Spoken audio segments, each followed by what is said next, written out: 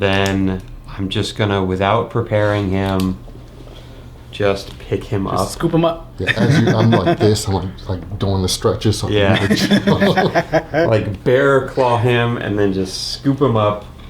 And I'm gonna find the nearest wall to try to climb around to get into that entranceway. Yep. Easy. So how does the potion granting me the ability to see in darkness interact with this current affliction on the pollen, if at all?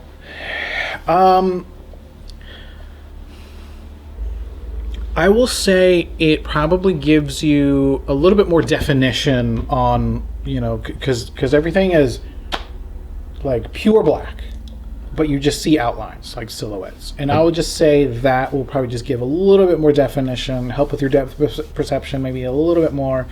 So now it actually looks like a film negative, right? It doesn't look right, but you can still see this is a person. I will this is also ask, because the med chest heals and stops bleeding or removes infection. Okay. So this is not an infection. Okay. Just in case. It's an allergic reaction. Okay. It's just the sniffles. Right. You're fine. Okay. So you're gonna scoop up Keftar, and you are going to scale downward from the inside of the pit into this opening. Yeah, I mean, shout out my ex-girlfriend. Okay. I won't name names. I almost immediately forgot what I said. So, wait, what happened? So yeah, you are scaling your way down this wall. Pretty simple, given your spider climb juice, and you make your way into this relatively smaller doorway. And once you get onto the edge, again, the pit of despair, straight down. And you see this kind of little tunnel, like this little trail that leads through the rock and the dirt, and it goes maybe 10 or 15 feet, and but you can tell from here it opens up into something. From here, the spores and it's just filled. It's just filling the air even more from here.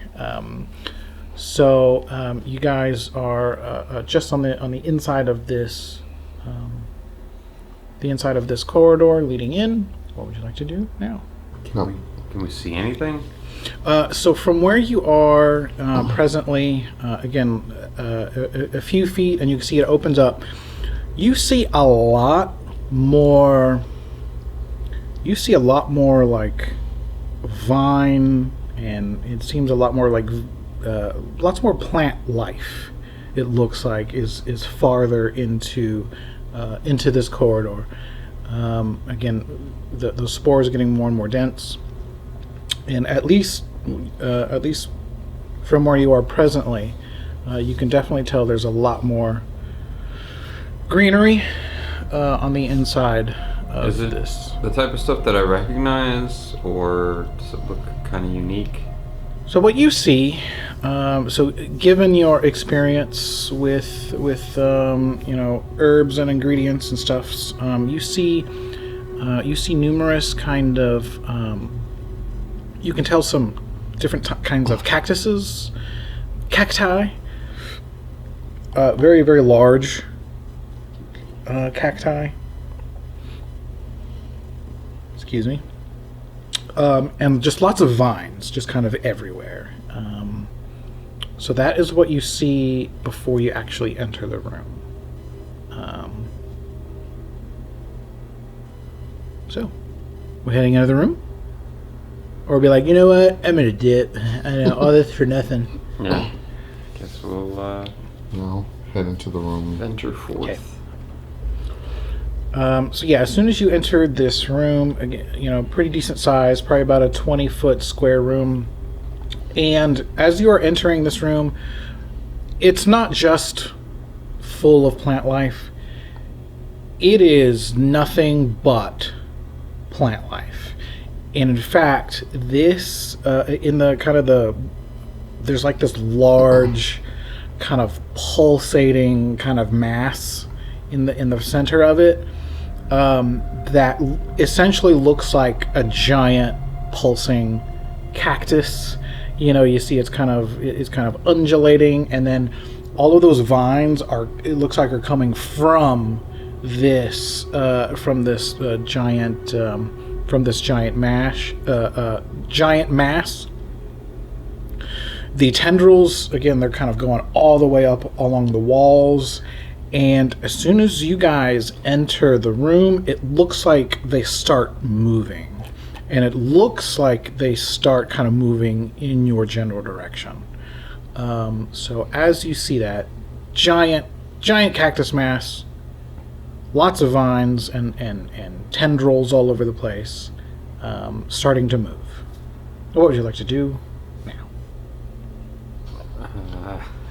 I give Keftar a dirty look, and I pull out my Zweihander. Okay, all right. You pull out your Zweihander.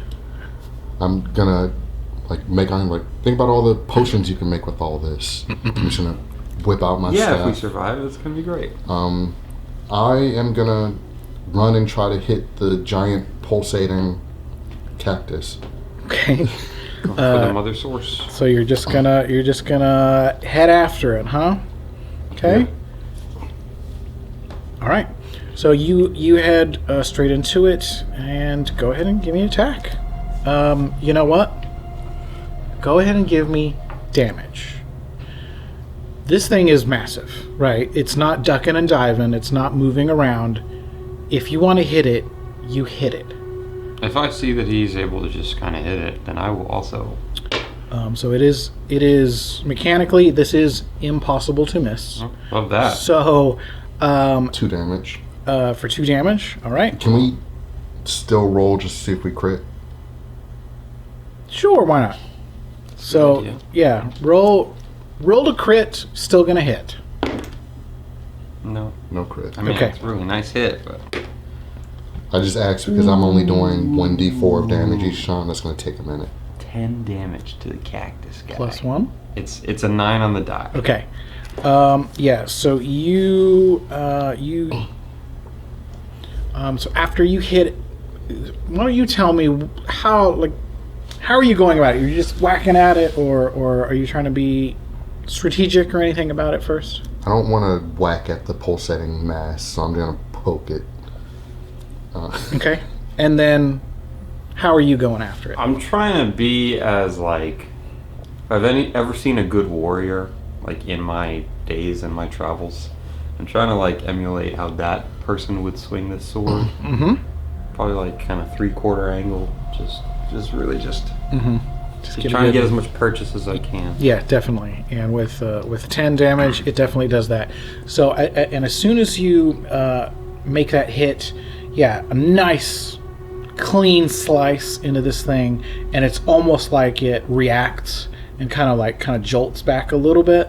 It doesn't go anywhere, obviously, but it does kind of react to that. And as soon as that happens, the vines, they start moving faster toward each of you. Everyone give me an agility. DR 12, unless you have anything that helps with that. DR 10. Ooh, 17. Okay. 19. Okay.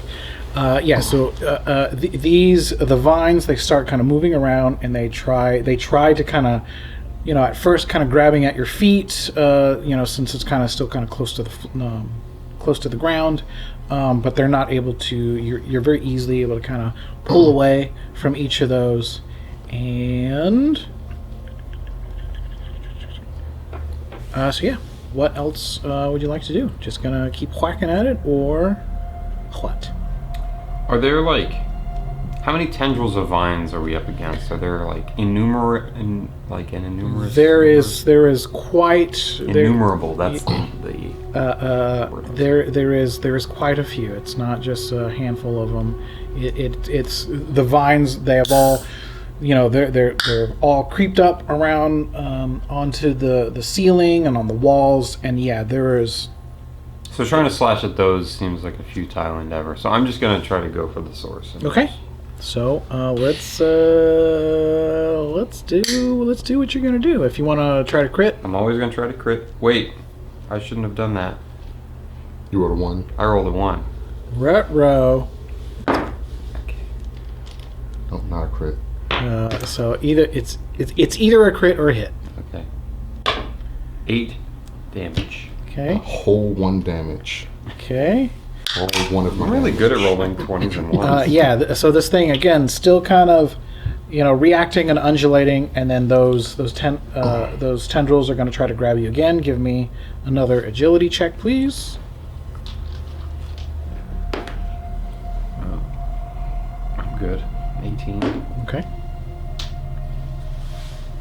That's a 4. Okay.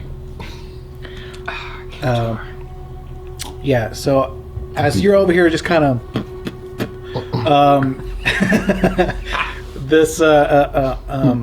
these tendrils are able to kind of creep up around your legs, and it's going to start to pull at you. Give me a DR 14 strength. Oof.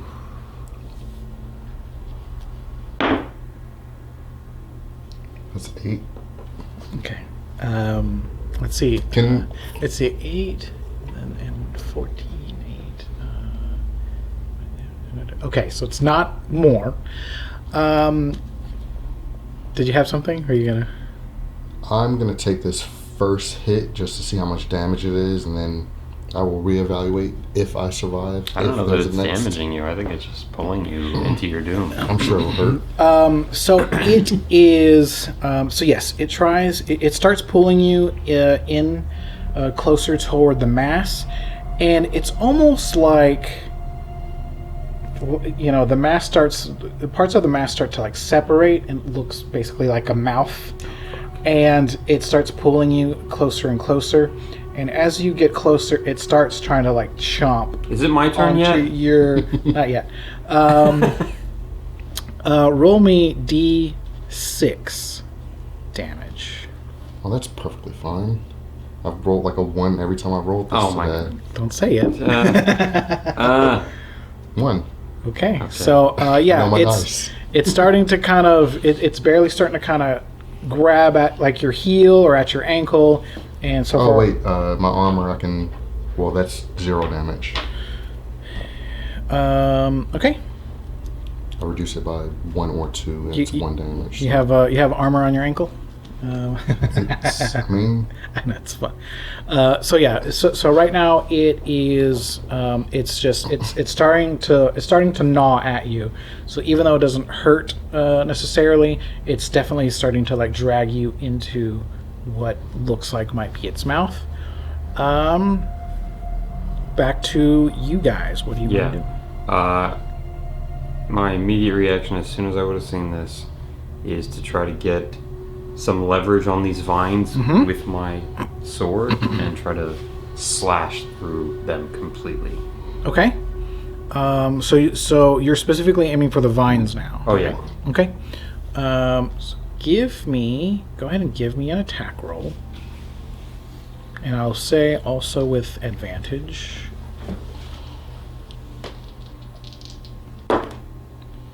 14. Yes. So you are able to chop away at the vines that is holding Keftar right now, and those vines start giving away. It still kind of has it.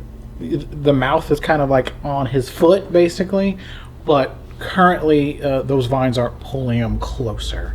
So with that said, what else would you like to do?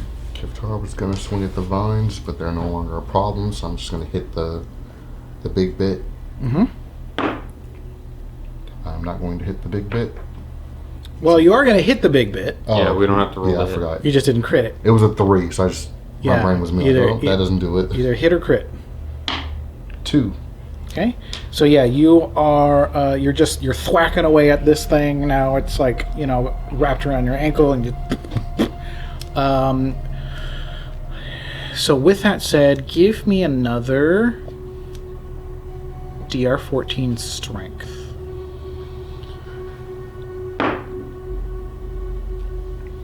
That's not gonna do it. That's a 4. Okay. So yeah, the mouth of this creature still has your foot, and you're not quite able to get out of that yet. Back over to you. I'm gonna try to slash at the mass. Okay. Hit or crit? I hit. A normal hitty.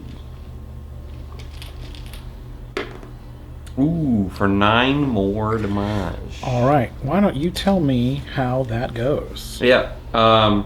So I think I see this mouth as like an opportunity, especially because my friend's foot is in there. So I think I like almost like lean down or like stoop and like just jam my sword into the mouth. Yeah. And then whatever happens. Yep. As soon as you do that, you thrust your sword into this creature's mouth, and it immediately kind of releases Keftar's foot and gives way.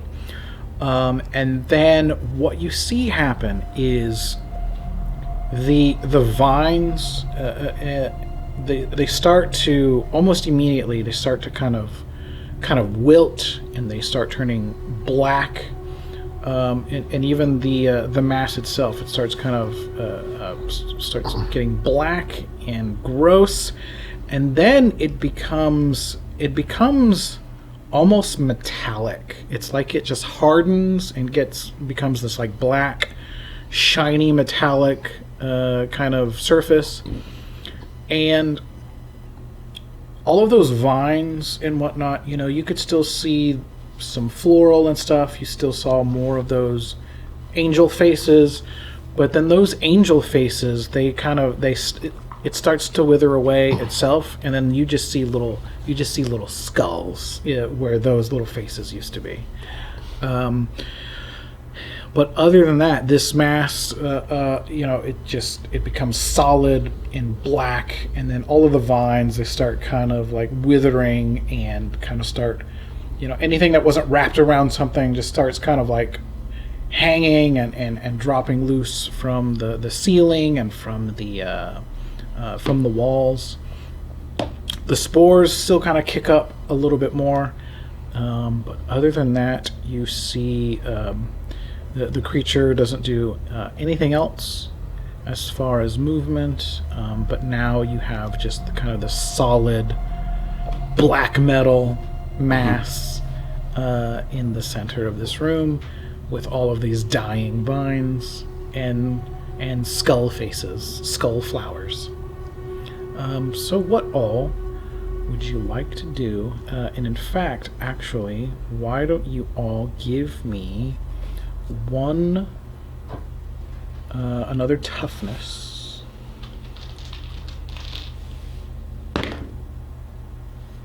14. 10.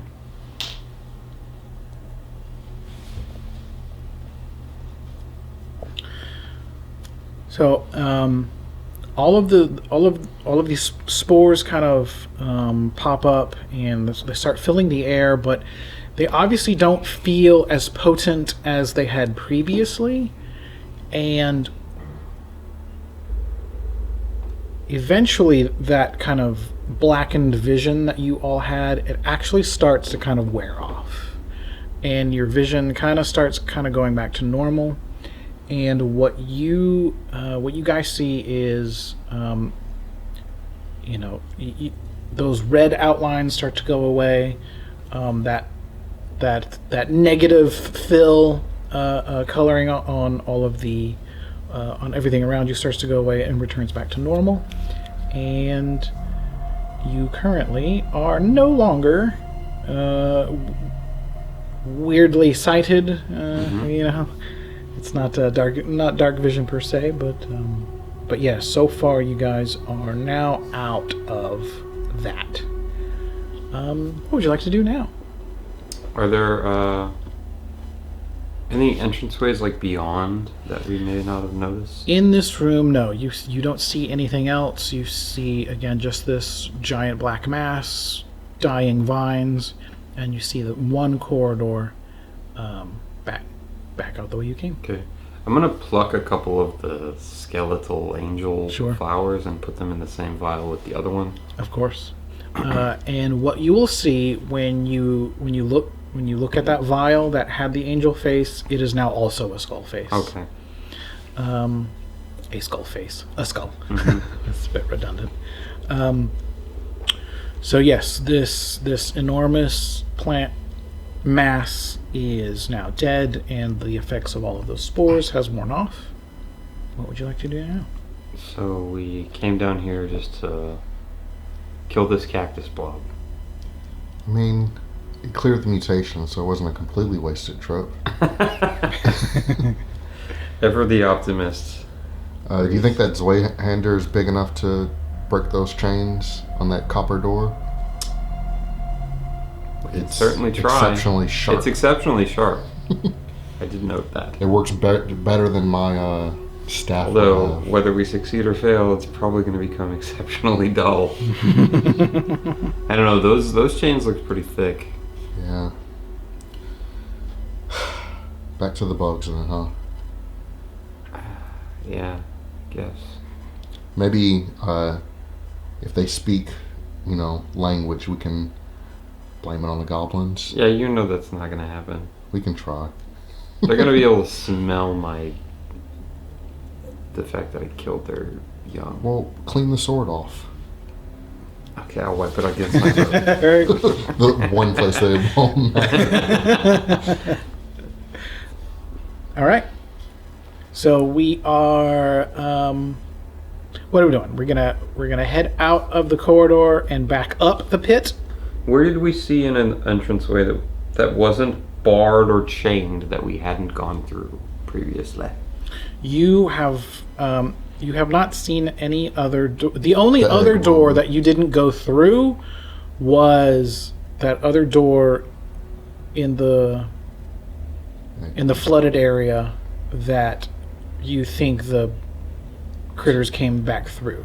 So we leave or we go there. Those are our options. We can walk down to that opening, because there was an opening in the pit. We still got the wall crawl. Opening in the pit? Because there was an opening that we saw the door that we're in right now, the passage from. So we can go back instead of taking the stairs. Okay. Because presumably, if they get through the door, they're coming up the stairs. Maybe we can kind of go behind them. Sure. Okay. So you're going to spider climb out around the circumference of the pit, but down to the opening of that third floor. Yeah. Where the water was. Basement floor. Mm-hmm. Okay. So you are able to make your way over there. You get onto that landing. You walk through that corridor, and then you get to about the entrance of that next room. And give me a presence roll, both of you guys. Is this for stealth? No. 19. That one. For a total of 4.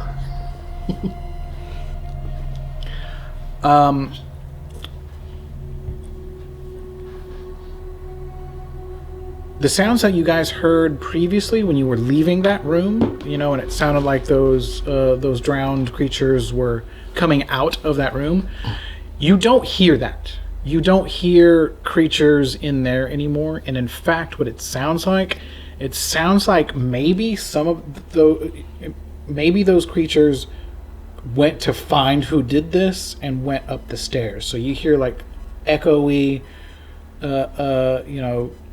creature yapping from where the stairs are at the other end of the hallway, not in the room that you guys were in previously. Does that make sense? Yes. Okay. classic Scooby-Doo situation. Mm-hmm. So we just press forward through that doorway then. Okay. So you guys go into that room. You see all of the... Close the door behind us. There was a door, right? So they were scratching against in the other room, yeah. So you go into that room that has the pods that you slaughtered, and then there's the door to this other room, and in this room, so you go in, close the door. So now in this room, still flooded, you see just between the water, there's all kinds of mud and sludge and just more kind of shit everywhere. But as you're kind of looking around and looking more intently at all of this stuff, you see all kinds of perhaps more useful items. First of all, roll me 2d10. How about each roll me a d10? 2. 10. His is better. Take mine. 10, 2.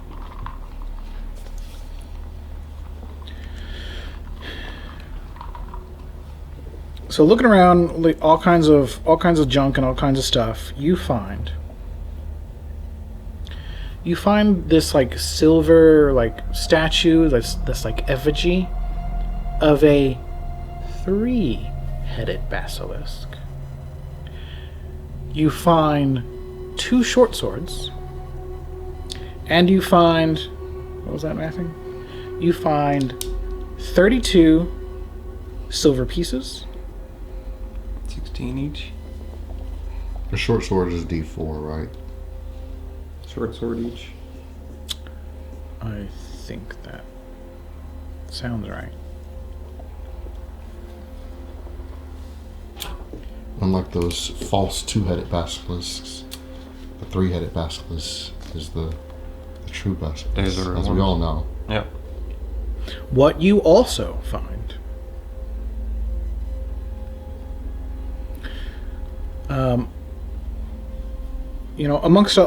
amongst all this somewhat valuable and or useful stuff, all kinds of shit and garbage and all kinds of empty chip bags and empty soda cans and stuff like that. These guys were clearly squatting in here.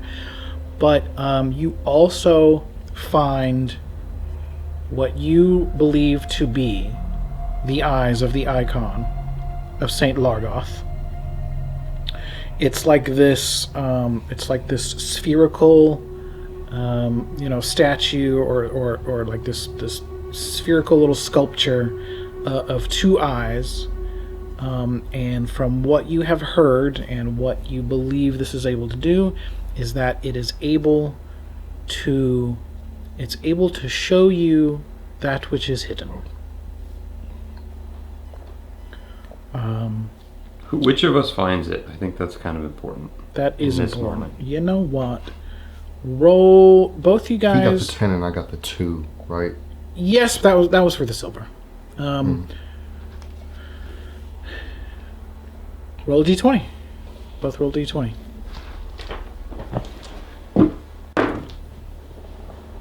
$18. Less 9. Okay, so you find it first, or you see it first. Okay. What do you do? Pick it up. I say, is this the thing that you came here to destroy? I'm gonna look at it.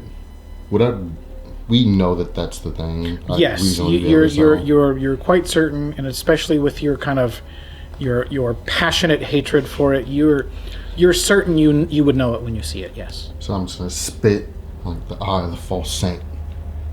That's it. Okay, so hear me out. I'm not telling you can't destroy this thing in due time, but I think we need it to help us get the fuck out of here first. We get out of the tomb, and then as soon as we're safe, I'll give it to you. I have no claim to it. He's gonna cross his heart in the trapezoid, be all things in due time. As long as it's destroyed, I can wait. You know, unless it like, you know, digs its magical claws into me and then I become beholden to it and then, you know, I hold it sacred and then we'll have a different conversation. But for right now, I'm just going to use the thing. It's a means to an end. Is it as simple as like holding it up and you see, or do you need to? Is this gonna be like a transplant? It's a magic sort of 8-ball. thing? Yeah, Shake the shit out of it. Right. Answer's unclear. Right. Ask again later. So I've got a half rotten eye that I could replace. If it's a not half rotten eye. Yeah, because I had the patch. Oh yeah, you're right. And it's infected.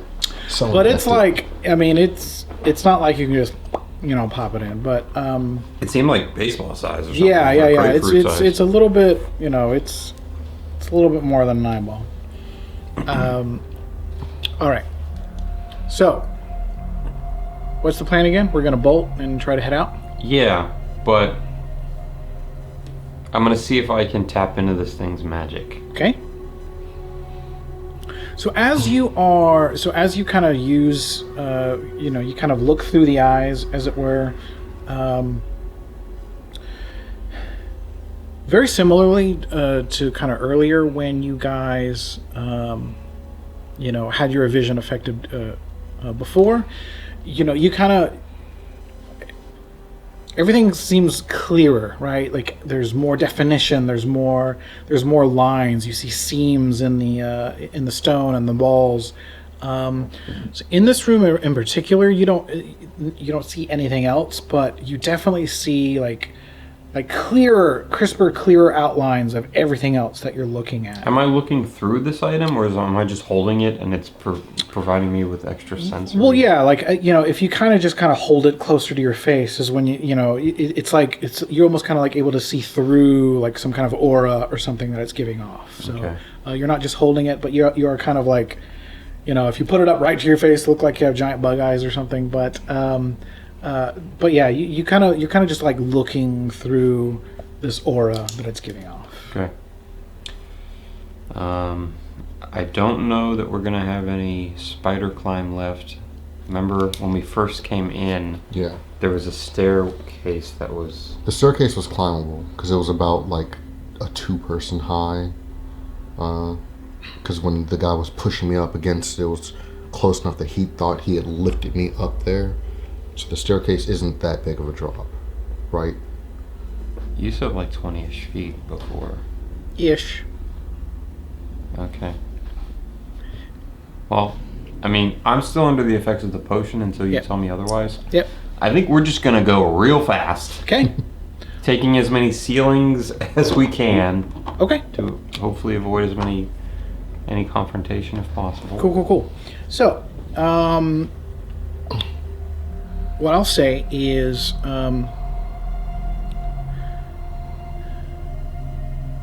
I know what we're gonna do. So you're just gonna bolt. You're gonna head back out, but on the ceiling. Yeah. Is that what you said? Okay, yeah. So you Spider-Man it up to the ceiling, and you were gonna carry him, or was he gonna just kind of run along with you? Carrying him upside down does not seem viable. Yeah, I think we're. And you already have like a stealth thing already, so you could probably get away with it, and not to meta you too much, but yeah, as long as we're not like taking the pit up or anything like that, I'm just gonna run behind him up the stairs. Cool. All right. So yeah, you're gonna Spider-Man it across the ceiling, and you're gonna hoof it on the floor. All right. Let's start with you. Go ahead and roll me a d4. Okay. So you guys start to leave. I am like using the item to see the path of least resistance. Yeah, of course. So as you guys leave the pod room, as it were, and you enter the hallway, roll me a d4. 4. Okay. So far it is clear, and you're able to bolt the rest of the way down the hallway. You guys get up. You guys get to the steps, and roll me a d4. 2. Okay. This section of the stairway, again, this is where you kind of first saw the angelic vines and whatnot, you see very similarly. All the vines have withered and turned black. Little skull flowers. Kind of looks cool, but currently this flight of stairs looks clear. You head up, and then again you get to that landing where the Gerblin room was. Roll me d4. 2. Okay. So currently you see nothing else. Everyone give me a perception presence roll. 17. Nice. Oh, that's 10. Okay. So you are very in touch with with your surroundings and what's going on. You hear those drowned creatures. From where they are, you're not exactly sure, but they're not directly in this room. But you hear them. They start screaming and crying out. They seem almost, they're more upset. They're more pissed off. But it seems like it's coming from farther and away. From where you are. In the direction of that room of the Gerblins, but not anywhere near you. Give me another d4.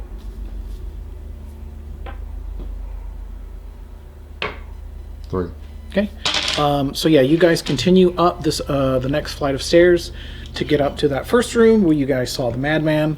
The madman was still there, but he's still kind of come to, and then he sees you guys like, oh, you all are still here.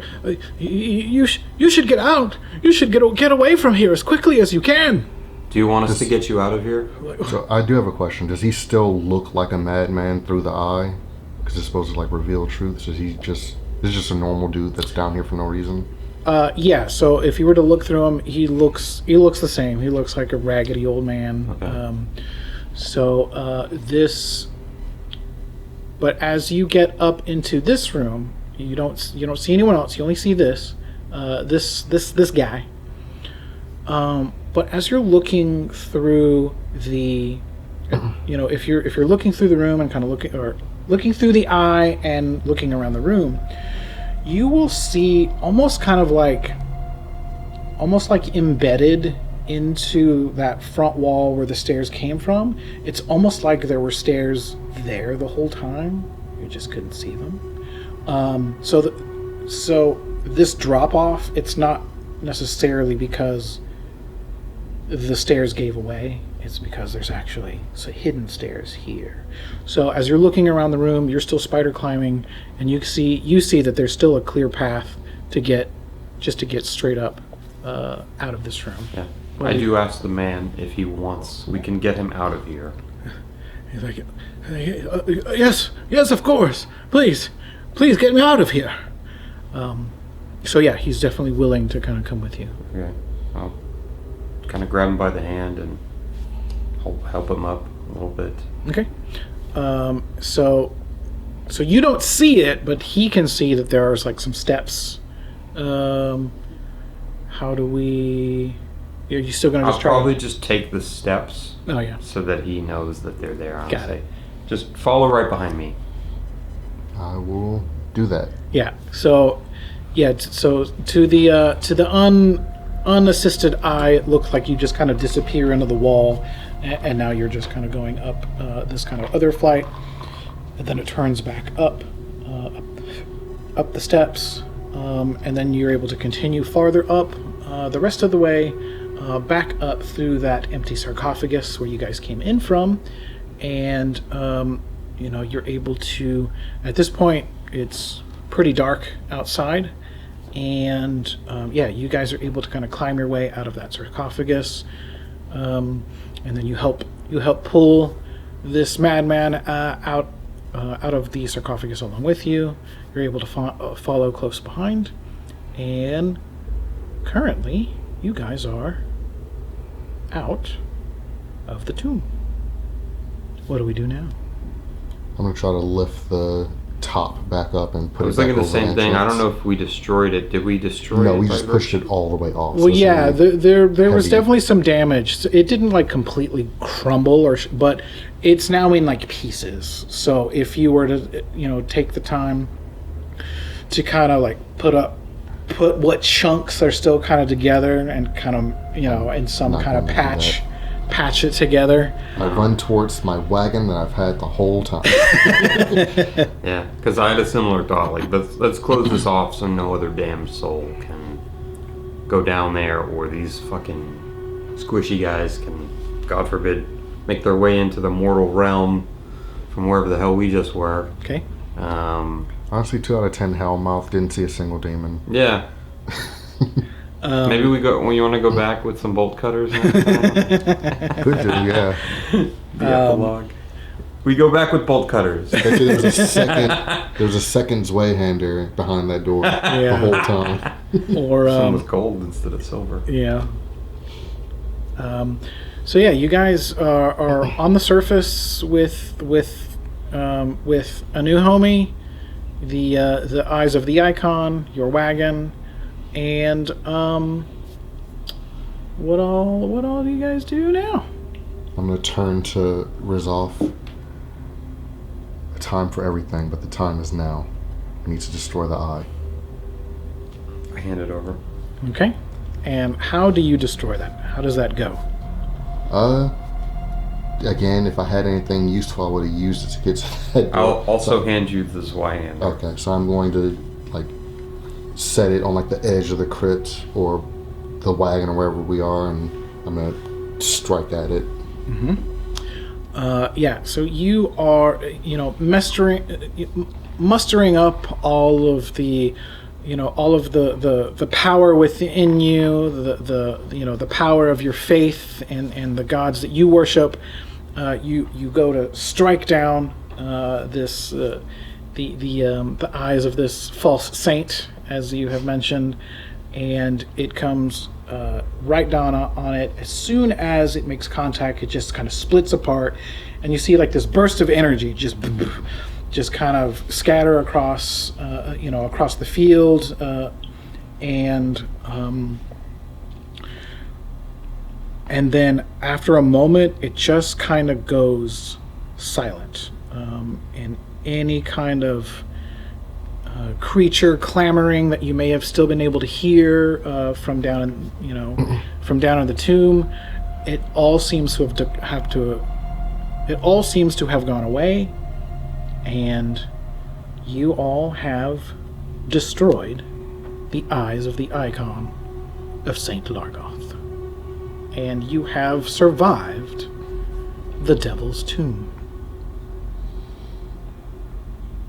With that being said, after this little adventure, what do you think your characters do after this? You, Risov with lots of neat new components for your concoctions. Keftar having checked off one of something pretty high on your to-do list. What all happens after that? Do you go your separate ways? Do you continue to work together? How does that go? I think the immediate first thing is that I want to get this old man a hot meal and a shower, probably some soup, because I don't know what his stomach can handle. Sure. Soup's always safe. Yeah, I want to, almost to an annoying degree, and I almost have to catch myself, or maybe Keftar was like, dude, you need to let this guy rest. But I'm like, what did you see? How did you get down there? What is that place? Whose neck? Asking him question after question after question, and he probably just needs to rest, and he's probably super overwhelmed. But maybe over the course of maybe 48 hours, feed him and bathe him, and give him a warm bed to sleep on. But I would just, whatever I feel like I can get anything out of him, I ask him some kind of question about his experience and what the hell that place was. Yeah. Roll roll me 2d6.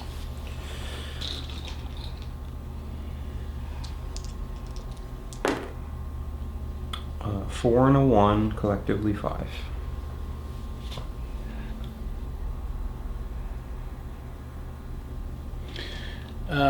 So yes, you will learn this individual's name was Karg, and he was basically just a lowly grave robber. He saw this fancy sarcophagus in the center of this graveyard, and thought he would find something good. And what he got himself into was far more than he bargained for. And having been down there for so long, the spores got to him far more than you all had experienced. And it drove him mad. So as he explains certain things to you, he doesn't even know what he's saying anymore. He doesn't know what's real or what's true anymore.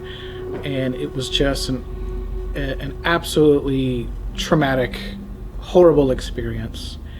And over the days and the weeks, he definitely starts, the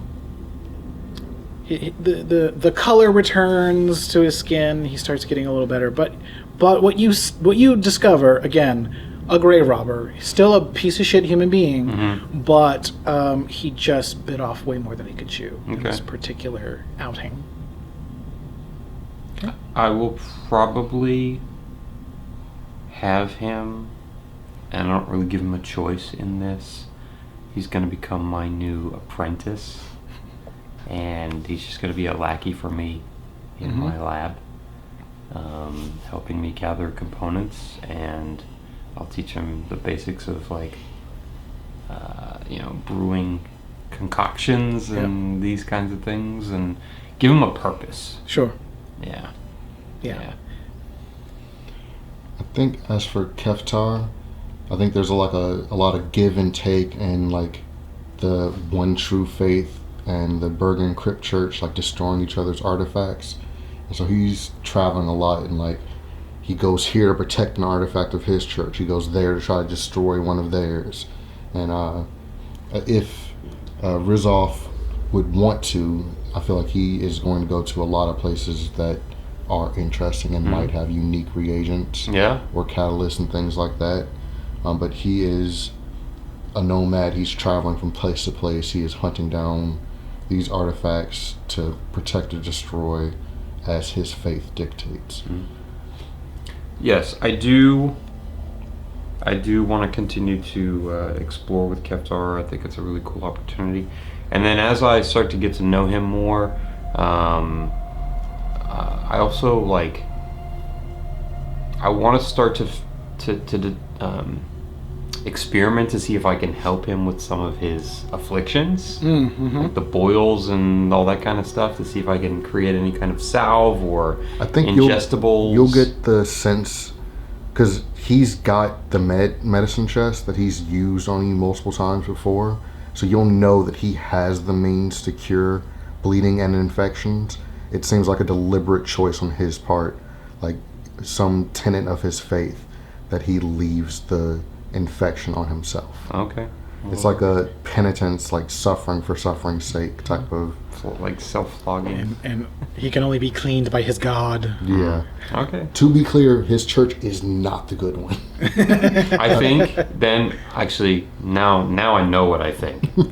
Is that whenever we're adventuring together and we take a rest together, I'm literally applying salves to his skin in his sleep. Oh. And it's not curing him, certainly, but it's probably prolonging his existence. And just maybe a little bit of physical comfort. But I'm careful not to remove every boil or something like that. You know what I mean? Just the really bad areas, I try to treat them while he's sleeping. And just because, again, I think that this infection, which I understand, well, I don't understand, but I hear him as far as why he's doing this, but it'll kill him eventually, you know. And I don't want him to die, so I'll minor little assistance here and there when I can. Little white lie never hurt anyone. Yeah. Right.